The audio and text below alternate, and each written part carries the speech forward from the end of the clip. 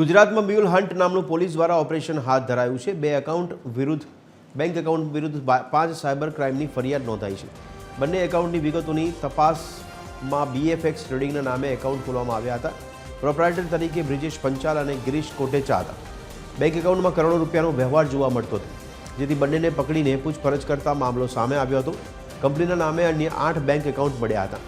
જિગ્નેશ દલસાણીયા નામના વ્યક્તિના કહેવાથી આ એકાઉન્ટ ખોલાવવામાં આવ્યા હતા। આરોપીઓના કુલ 21 એકાઉન્ટ સામે 108 સાયબરની ફરિયાદો નોંધાઈ છે।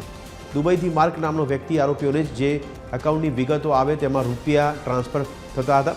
આરોપીઓએ અન્ય લોકોના કુલ 62 બેંક એકાઉન્ટ ખોલાવ્યા હતા, જે એકાઉન્ટમાં અંદાજે 30 કરોડનો વ્યવહાર થયો છે।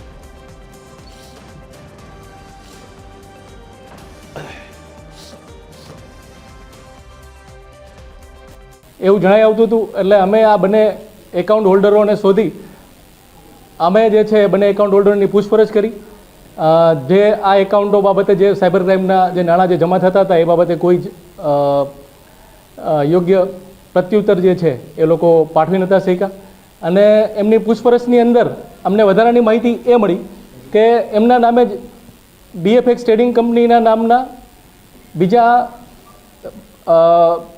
જે એકાઉન્ટ એમને ખોલાવેલા છે 8 જેટલા એકાઉન્ટ, એમના વિરુદ્ધમાં 12 જેટલી સાયબર ક્રાઇમની ફરિયાદો અમારી તપાસમાં અમને મળી આવી।